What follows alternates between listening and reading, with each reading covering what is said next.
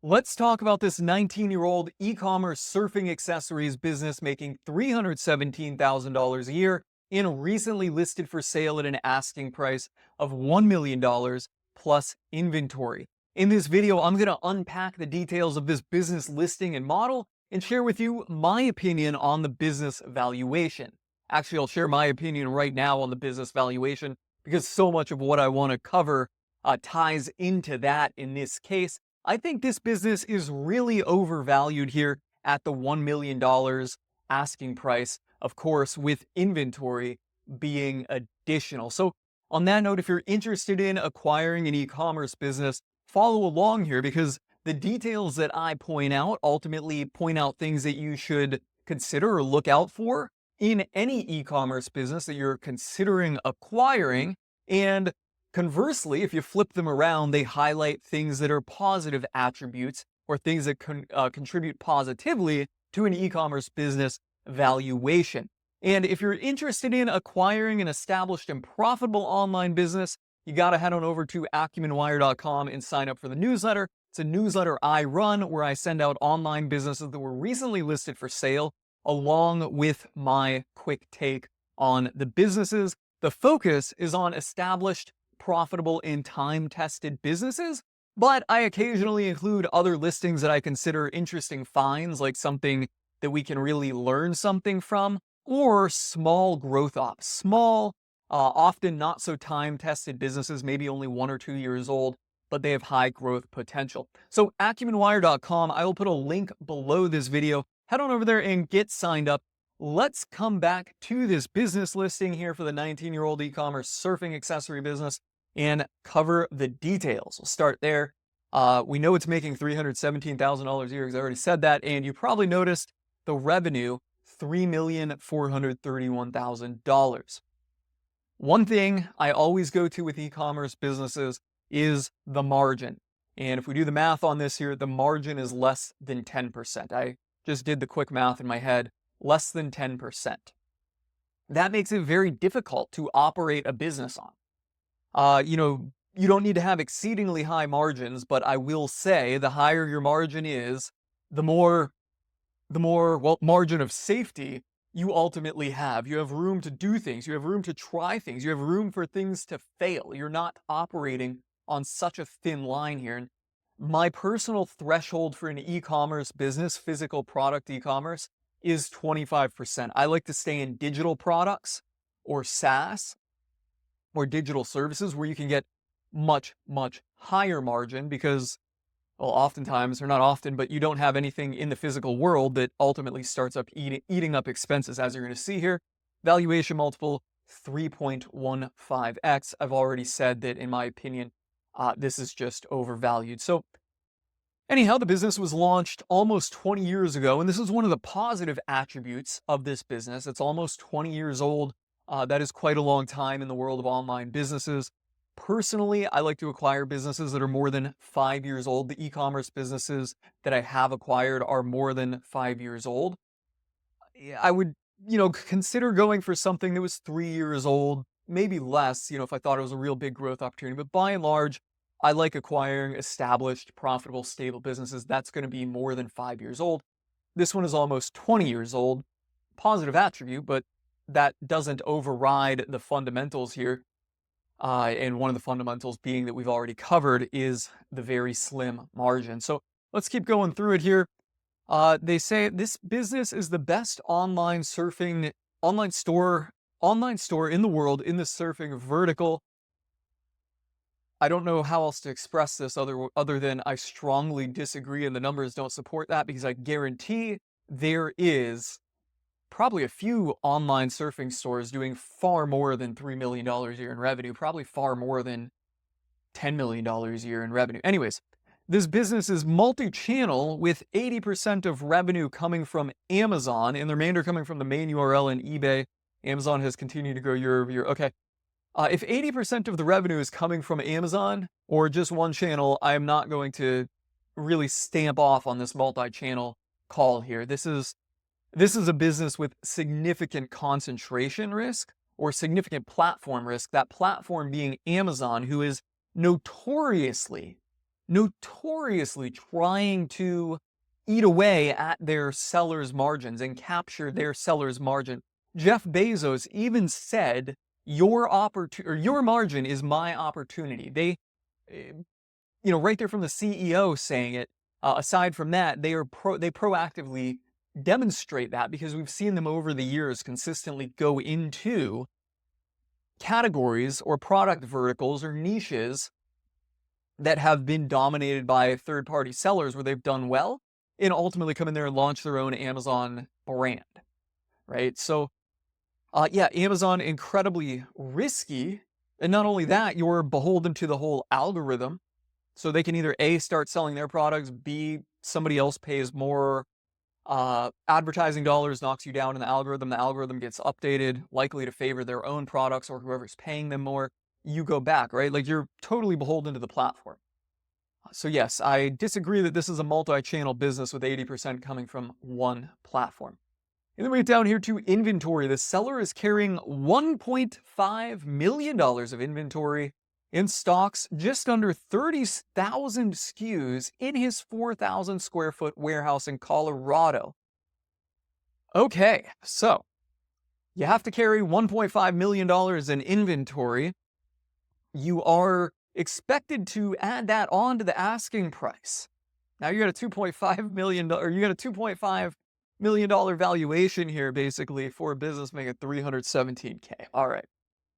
And then you got a 4,000 square foot warehouse in Colorado.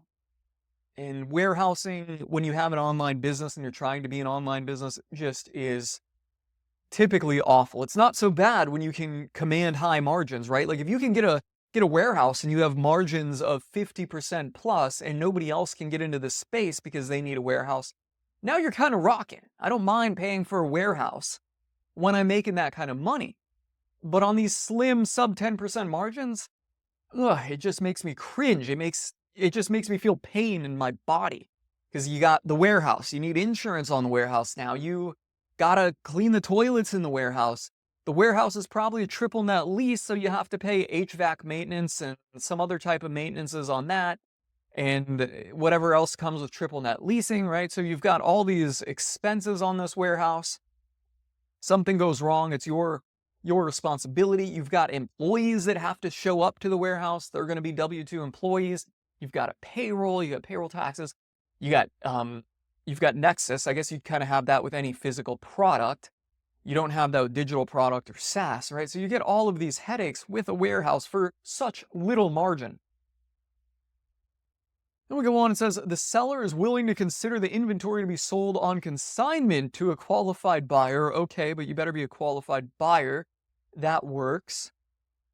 They've got the 2 employees in the warehouse. Seller works part-time in the business. So seller's coming into the warehouse. So you got to go to Colorado and hang out at your warehouse a little bit. With just 2 employees, I think there's really no way around it. If you have more than 2 employees, you can have somebody be the manager. And that's not to say that one of the 2 can't be the manager, but you need to have a team to actually have a manager and to be out, to like kind of be absentee, right? If you have 5 people in the warehouse, you can have a manager and an assistant manager. So if the manager doesn't show up for the day, the assistant manager can lead things. If the general manager wants to, demand a raise or something, you can tell them no and know that you can promote your assistant manager up to that spot. With just 2 employees, fundamentally the person showing up here is the manager, and I'm sure that he has to show up on days when these 2 employees call out and fill orders and stuff, right? So you get a kind of headache with that. And then, as mentioned above, marketing is a huge opportunity. The seller database has 80,000 email addresses. He has no experience in areas like Metapixel or other targeted methods. Like, okay, yes, that's all good stuff, right? That's opportunity, but that opportunity is really priced into the multiple here. It's not priced as if this opportunity has not been taken advantage of. So yeah, I mean, the combination here of incredibly low margins, the Amazon concentration risk, the offline infrastructure, the high inventory, really, really, really make this business overvalued. So in my opinion, what would it be valued at, or what should it be valued at? And before I get to that, there's one other thing I need to point out here, and that is, why are they not using Amazon FBA? If 80% of the revenue comes from Amazon, why is all of this inventory not shipped off to Amazon and stored there, and then they don't need this warehouse? Why is it not 3PL'd? It could be that this stuff is obscure, like just too big and bulky. Amazon doesn't want it, or they'll charge too much for it, and so would a 3PL. Like, that could be the case. I don't know what it is, but I think that's something that certainly should be done.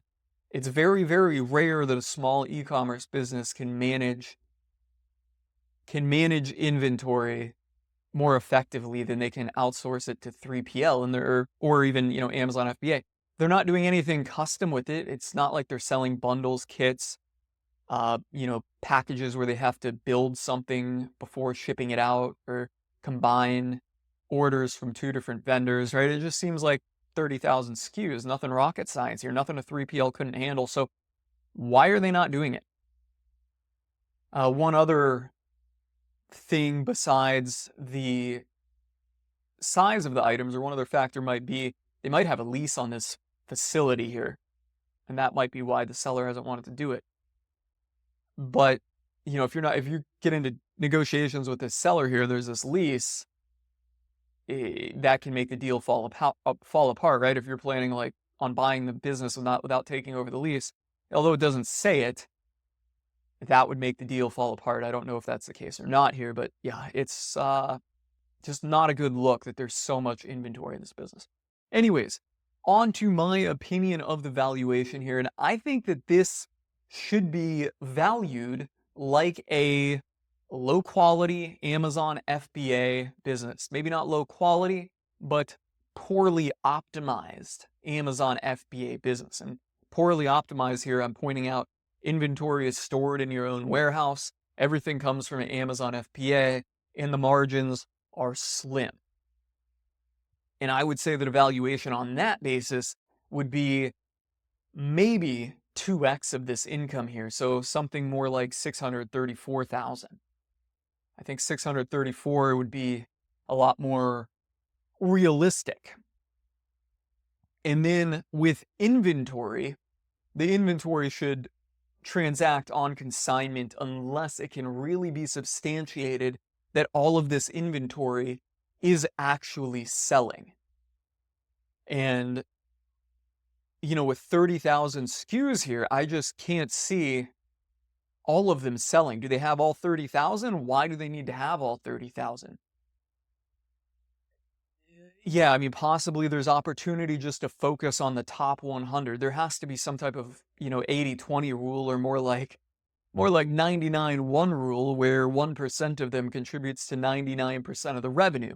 There has to be something, there has to be some kind of whittle down, I guess, of the actual inventory here, because 30,000 SKUs is just killing this business.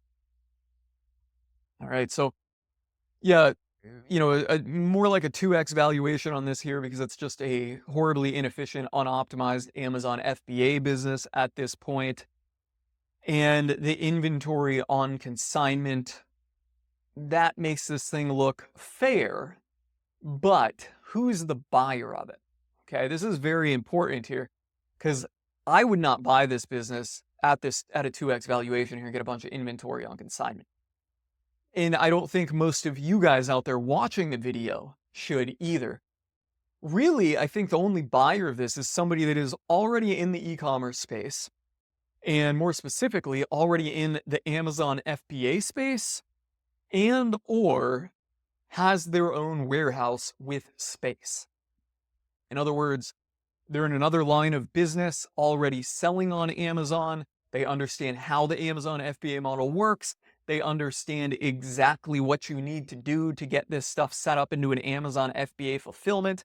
And most likely they have experience taking the brand off of Amazon and doing all of the marketing stuff here, right? Like they say he has no expertise in areas like the pixel or other targeted methods that work with a defined audience, such as surfers. With an experienced marketer at the helm, this could reach new heights.